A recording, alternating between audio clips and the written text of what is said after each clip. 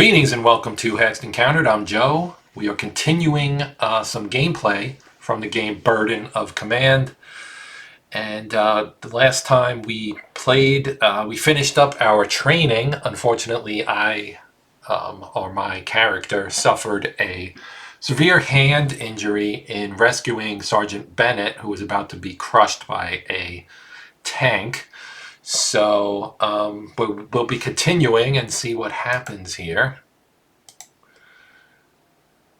And hope that I'm not discharged and can continue to lead men here as the United States is involved in the Second World War. So tank country was where we were. We're going to pick up the story here. Okay, Sergeant Bennett was maimed. Wake up. All right, wake up. Your eyes snap open. The missing finger on your hand burns. Captain Lamb looms above, his aquiline features pale in the naked light of the cramped wardroom. "You okay?" he asks. The shared pain from the training accident is still written in his eyes. "Even after these busy weeks, it's time to get up, Lieutenant. The final briefing is in 5 minutes."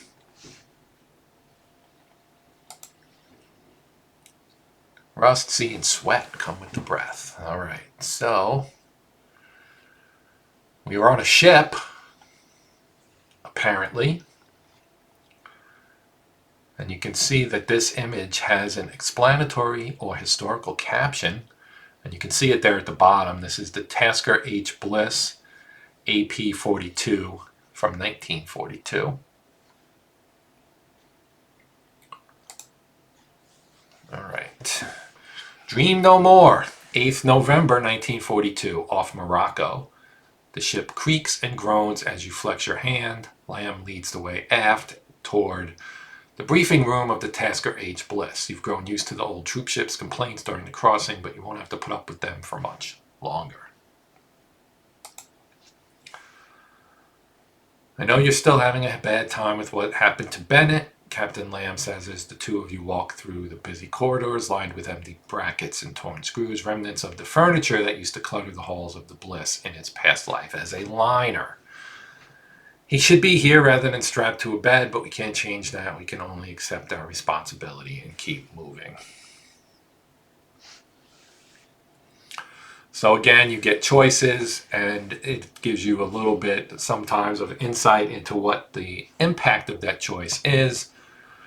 So he can gain, Lieutenant Hex, rather, can gain combat fatigue of 10. Combat fatigue is a measure of how much strain a unit's under. Every 100 points is a milestone that increases the chance of stress, and stress reduces morale. Realism -1. Realism is how well a leader learns to cope with their combat fatigue. Yeah, we're going to do this one. "I understand," Captain Lamb replies. "I know the feeling. But listen, what we need right now is a field officer. That's why I fought your transfer. When the orders come down, I know you'll lead your men. Away the mission against men you know, men who all have someone waiting for them at home. That is our burden." And again, you have here, when I promoted a fire team leader to squad leader, I never once asked the usually teenage kid how he felt about the added responsibility or the moral burden, even though I was only 3 years older. I was older and should have, I guess, known better maybe. Carl Marlantis, from What It Is Like to Go to War, page 244.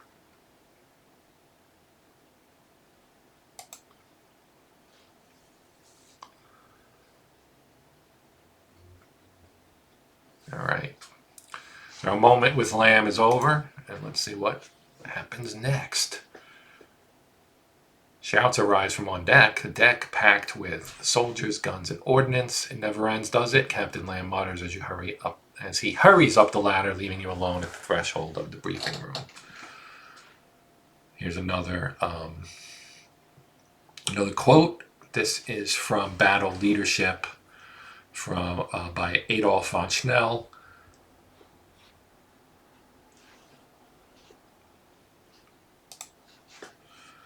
"Captain's in a hurry," you hear Private Robert say above the din of the nearby mess hall. Okay. Do have to expect that with Lamb. He needs to keep busy.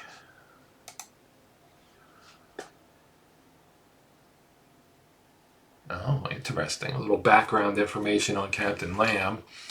If the scuttlebutt is true,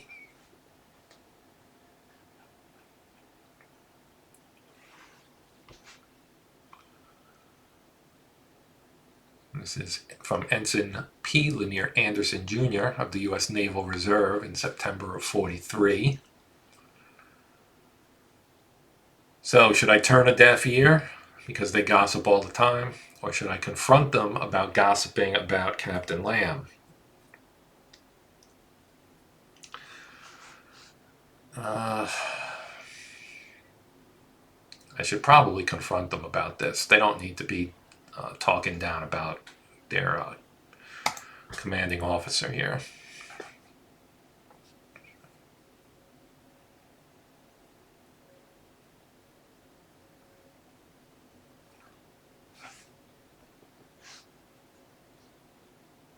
Okay. So this is pretty cool, and you can tell by looking at the quotes that are buried throughout this game that a lot of you can see how much effort, research,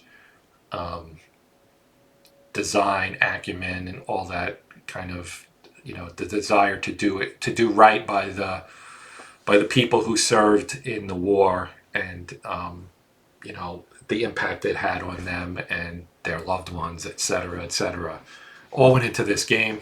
Kudos to Luke Hughes and his team on including that kind of stuff, because the game's really about the human side of war and how tough it is on people, and I think that's what really shines through as you play this game. It's an experience and not simply entertainment or even simply education. It's kind of a mixture of all of those things, and that makes it, in my opinion, really outstanding.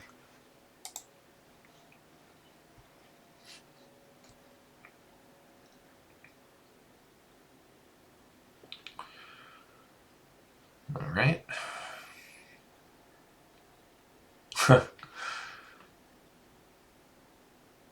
Technical Sergeant Grant, 1st Platoon Sergeant.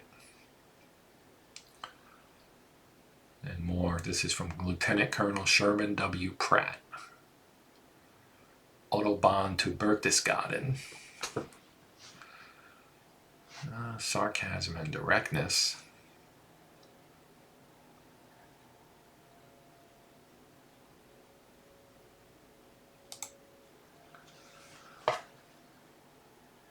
Army men aren't made for ships. Leave the sailing to the swabbies.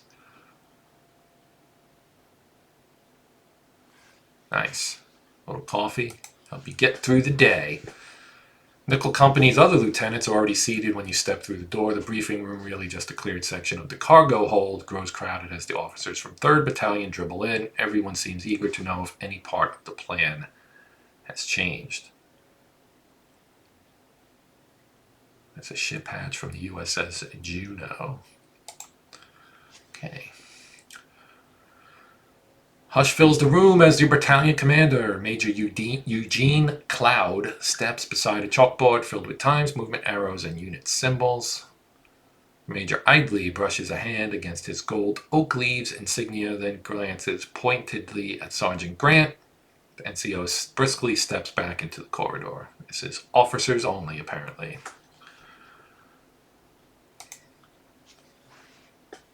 It's been a long trip on this most pleasant of luxury liners.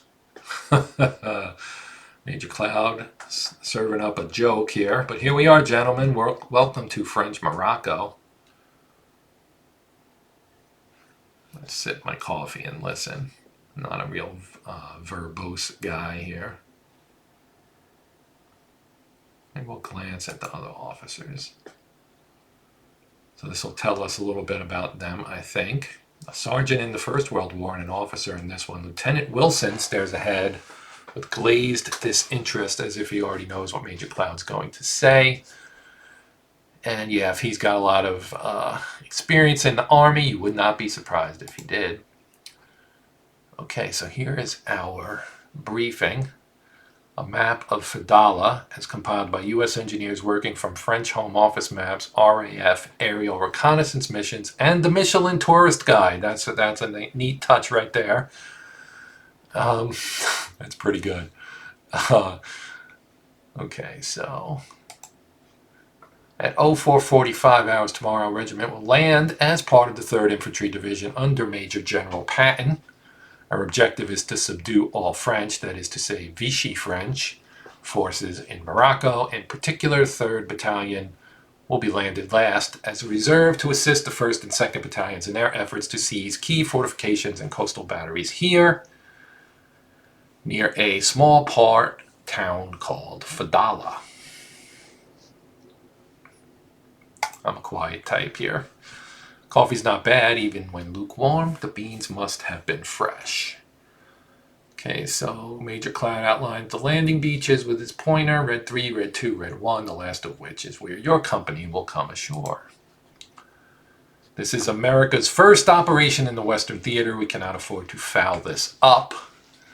Major Cloud declares, we have a surprise. We'll use it to overwhelm the Vichy in Fadala before Casablanca can send reinforcements. Until our artillery lands, the Navy will lend us their guns. For air power, we have the planes of the USS Ranger. That is an aircraft carrier. That was the pretty much the only carrier at this point in the war, I think, that was actually in the Atlantic. Actually, by November, there may have been others, but most of the carriers, as you probably know, were off in the Pacific fighting the Japanese. Let's keep going. The coffee doesn't lose its charm until near the bottom. Oh, it's a picture of Hitler. Pointer slides inland and taps against possible enemy concentrations. Most of the French soldiers posted here are colonial troops, so they may not want to fight for Marshal Pétain. The Major continues, but if they do, don't hesitate to open fire. That's Marshal Pétain right there. Pétain led the Vichy government and was always under pressure from Germany. Here he is seen shaking hands with Hitler at Montreux. Image courtesy of the Bundesarchiv. Okay, keep on going. The pointer races the expected line of advance from the landing zone through Fadala and onto Casablanca. 1st and 2nd Battalions form the initial waves. N Company, that's us, will act as guides and secure landing zone for the rest of the 3rd Battalion when we go ashore an hour after the initial landing. If there are problems once ashore, it falls to us to step out of reserve and pick up the slack. Any questions, comments, now is the time to ask. And I'm just a listener here.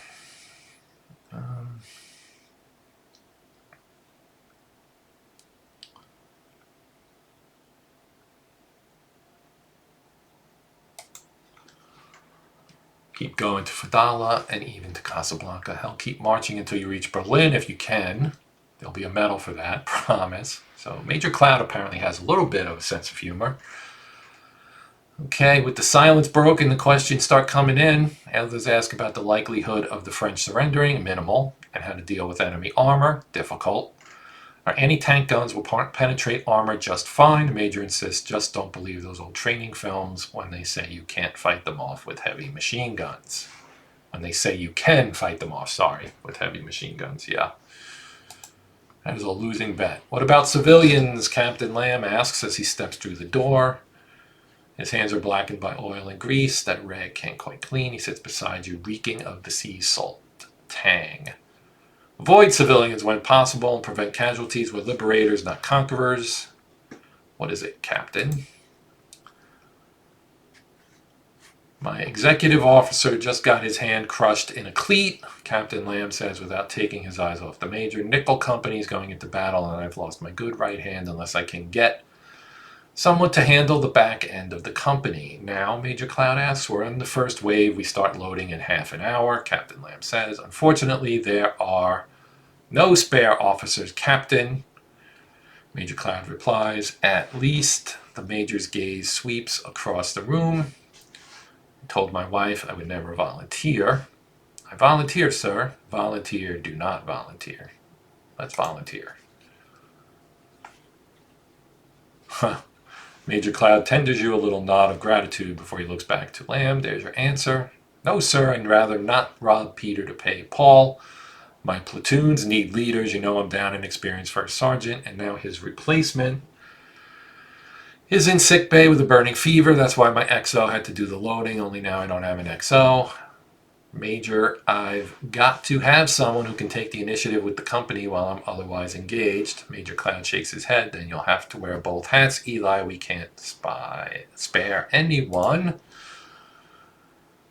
Okay, that seems to be that for your chance to become XO. Okay, it is now nearly midnight. We start loading the boats at 00:15 hours. And God willing, we'll be moving inland before sunrise at 0600. Get your men ready on deck. Dismissed. All right, so we're climbing into our nets in the shadowed hull of the Higgins boat. One by one, the boots set foot on the plywood shell of the landing craft with muffled thumps. 30 men packing into one fragile hull.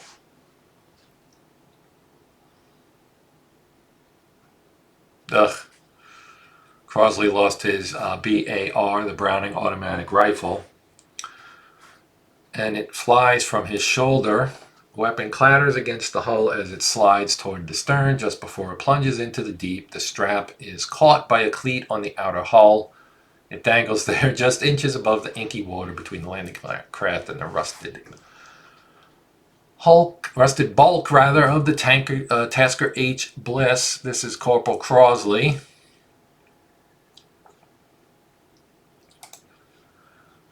Didn't you hear, Crosley? Patterson cracks in the darkness. Patterson is a wiseacre. We had a few issues with him during training. U.S. soldiers descend into a landing boat. This picture was taken during Operation Torch, November 1942. The platoon chuckles nervously as the BAR gunner rises. With the boat due to depart in a few minutes, there's no time to draw a replacement weapon. Without the BAR, your squad is down to their rifles. And as Morris pointedly notes, by patting at Crosley's sheath bayonets.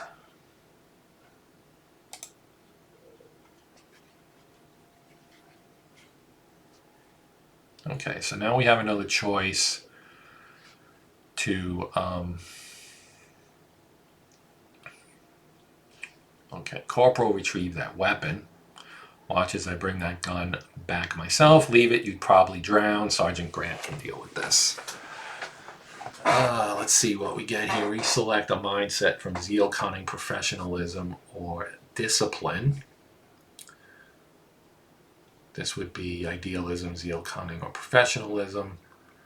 And you could get caution, compassion, or doctrine.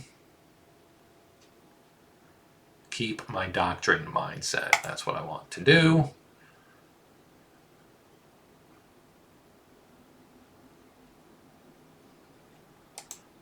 All right, let's head out.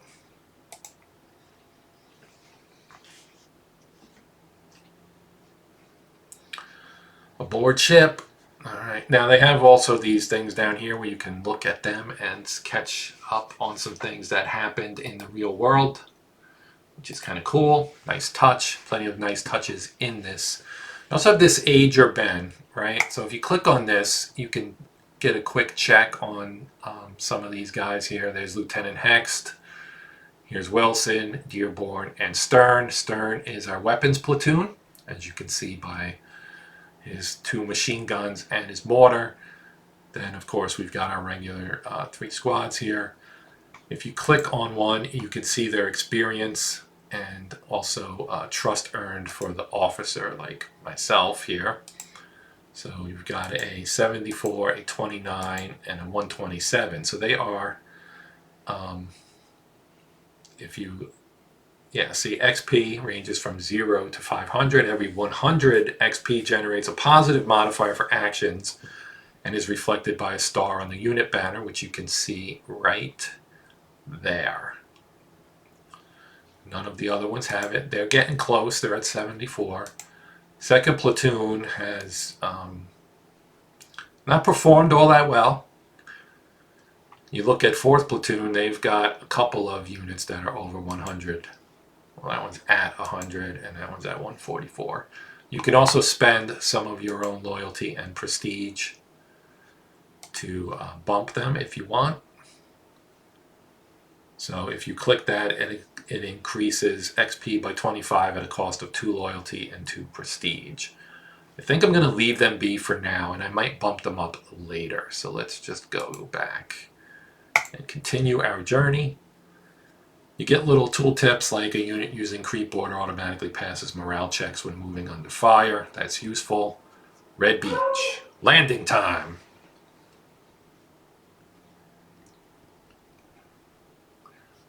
November 8th, 1942, Morocco. All right. Get a little movie here. I have the sound off because I've run into problems before when I've been recording games and the sound was on and there's music, and YouTube gives me issues because copyright infringement. If the music hasn't been, I guess, licensed by YouTube for streaming, then I have to redo my video, and it's a gigantic pain in the keister. So I've just decided to start turning it off.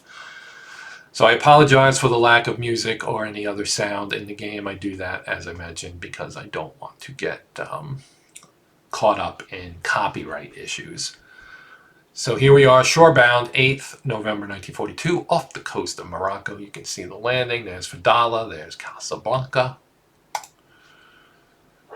It's been 4 hours since you loaded up, and I wish my dog would stop howling upstairs. The men have long since given up being dry, let alone warm. Your platoon hunkers down in their crumbling belly of the landing boat, huddled together quietly in the moonless dark.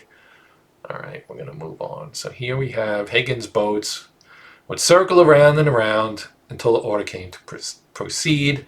This particular image comes from the National Archives film, The True Glory, time hack 1053. All right. Dim red light flickers. The coxswain, a young man in dark blue dungarees, leans forward at the control deck to inspect a fuel gauge with a filtered flashlight. He taps the glass with a worried look on his face, then returns his attention to the dark seas. With both hands, he shifts the control wheel to keep the boat steady amid a flotilla of landing craft whose engines are far quieter than your own. And increased rapport if I step up beside him. Small rapport increase. And stay focused on my men. Our time will come. We'll do that. All right, he's going to throttle up. Let's see. Let's see if Private Roberts has held down his Navy chow. Even chance at +4. Low chance of getting +10 from Morris and Patterson with their jokes. Can guarantee a 1. We can get a high chance of 3, an even chance of 4, and a low chance of 10. Let's go for the mid-range choice here. And I double-clicked accidentally, and I don't know if he even got it. So, Roberts is puking over the side. He's now completely done with his breakfast. Sergeant Grant leans over to the private and asks loudly above the din, "You all right, Roberts?" "How could I not be? I'm off that rusty bathtub of a ship, and no one shot me yet. This is about as good as it gets, Sarge." All right. Hancock says, "Come up to the front. The air's better up there. Trust me. Good job." All right. Uh-oh. What's going on here?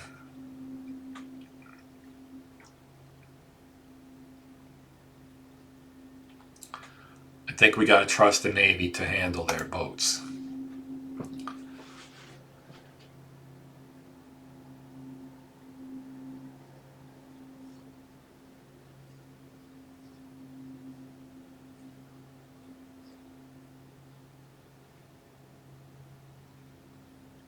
Interesting. Let's ask a close one. Madre de Dios. This wasn't in the briefing.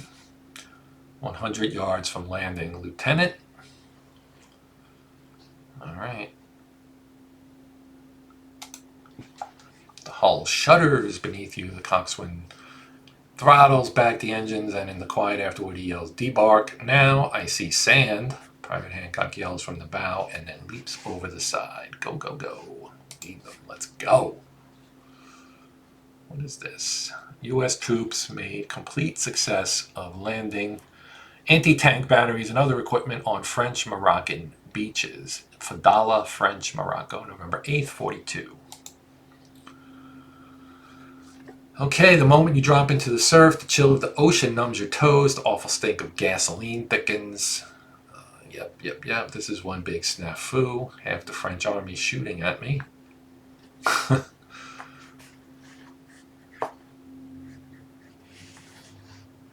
Maybe they're tired of your flapping gums.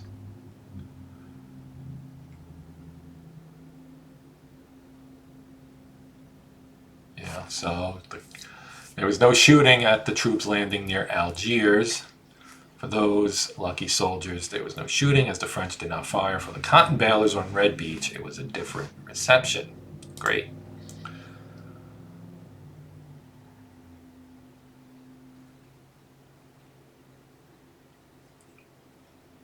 Great.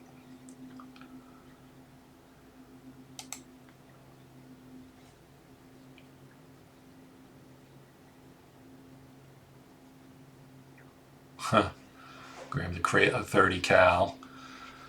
That's good initiative there, Crossley. All right, off the beach. Let's go.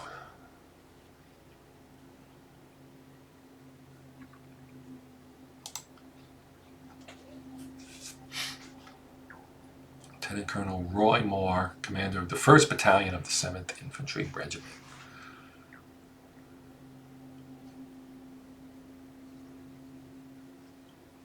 Uh-oh.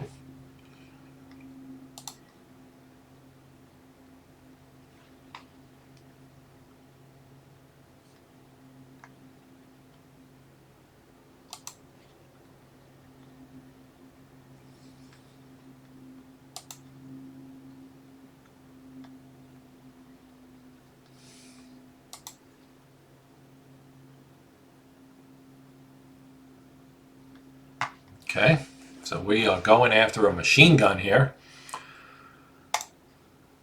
That is definitely in order. All right, let's get it. So we're going here. This is not going to be easy.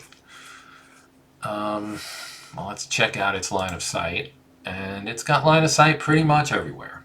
So that is not good. Not good at all. All right, so this is Lieutenant Colonel Moore.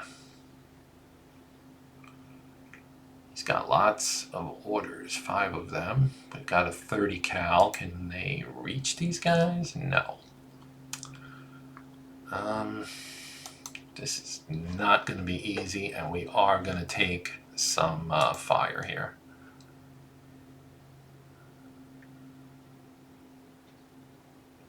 I think we need to head this way. So 3rd Squad, head out. Let's see. Let's go. Looks like this is the only spot they can hit. So we're going to avoid that like the plague. We'll go here. Here. We can't go. Why can't we go there? If we go here, can we do this? Huh, what the hell?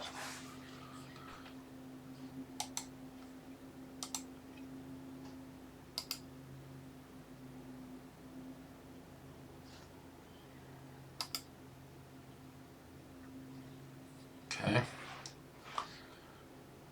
These guys, they can fire. I can't bolster them unless I move into the hex with them. We can have the Colonel maybe.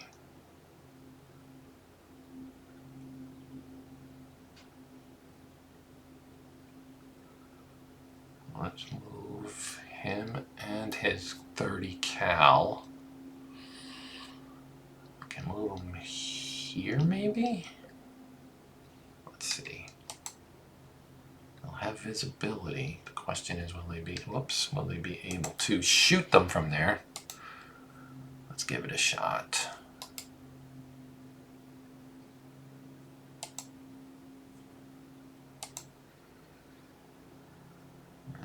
cannot shoot there. Alright, so let's move my men down here. We'll go here. And then here. I'm going to take these guys and we're going to move them here. Alright. Now. Oh, they don't have any moves left.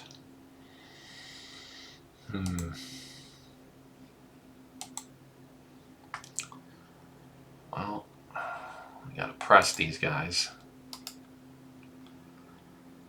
Sleep when you're dead, that's right. And then we're gonna creep.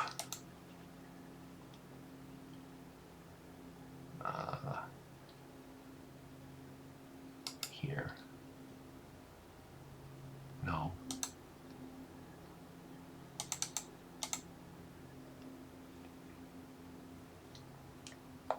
Oh, they can't creep because they only have one. Oh, shoot. They only have one movement point. They can't move because they only have one. Can I press them twice? No. Okay. Well, that's not what I wanted at all. So we're just going to bolster these boys. And we're going to end our turn.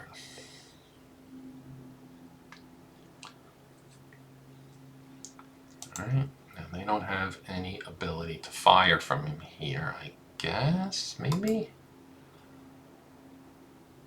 I guess they do.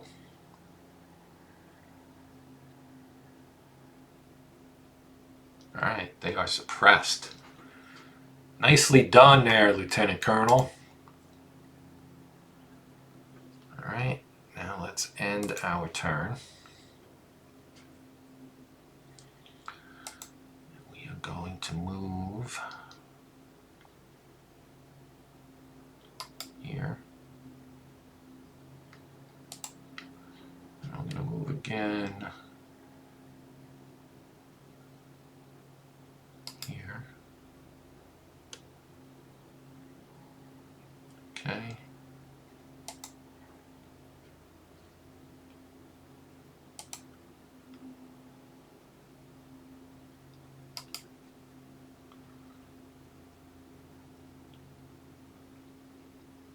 Shoot.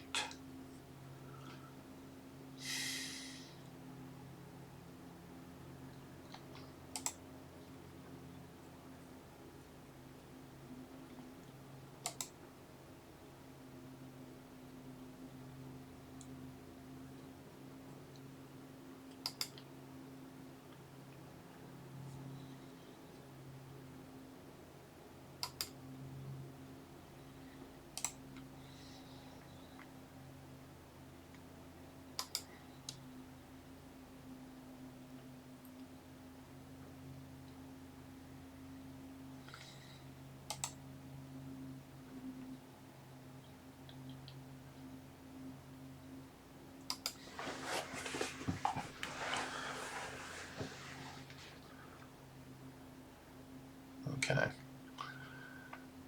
Alright, moving on.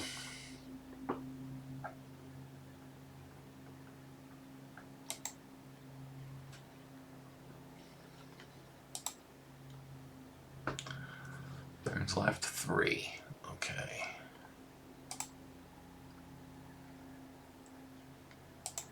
Can they get there? No. Okay. We'll cancel that. I'm going to just go.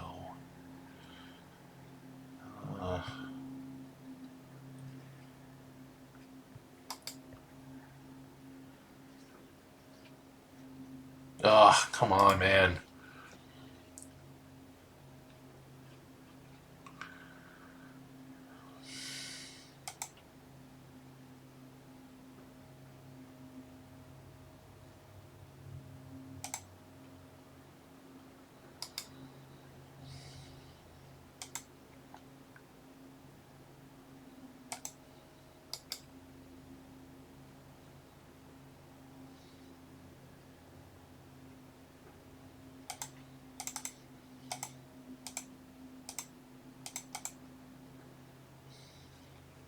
that's right. Once you rally them, they cannot move.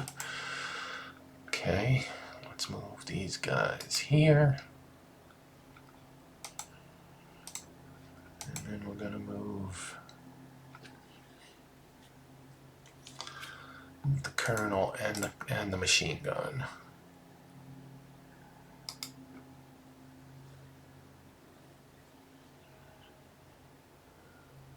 Well, that was a waste of time. Let's move the colonel.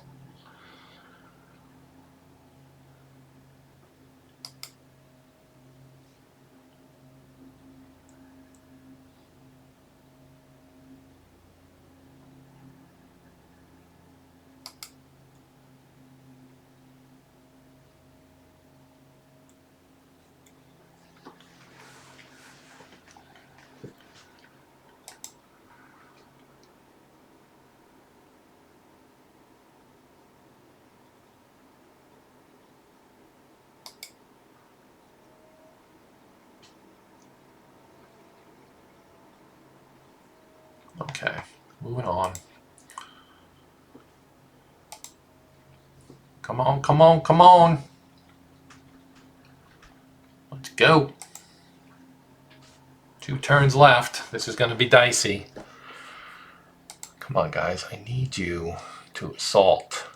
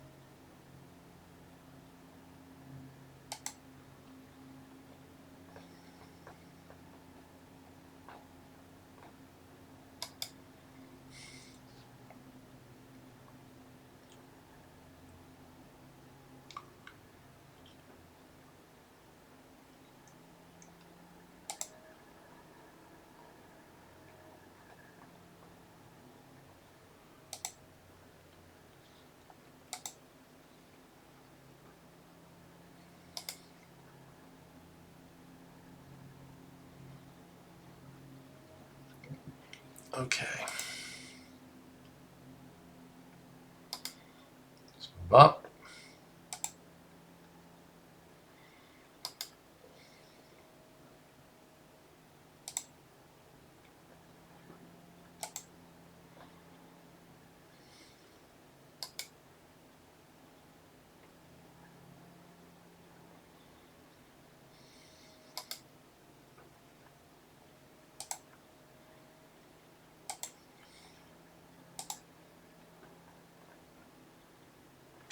I don't think that.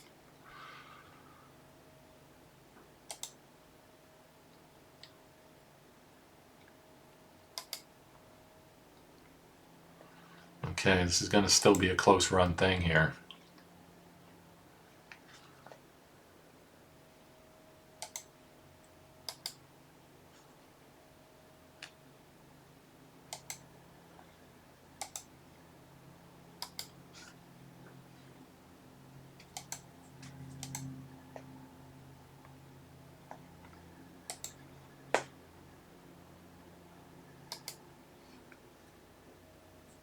Yes. Yes, yes, yes. Mission accomplished. All right, not bad. 11 loyalty, 12 prestige earned. That is what I am talking about. So, that is where we'll stop for now. I'm trying to keep them relatively short. We'll keep this episodic. We probably won't go very long, but we'll keep it episodic, as I said, and you can see how things progress. Maybe 3, 4 total videos. Enough to give you a nice sample, at least, of the campaign in North Africa.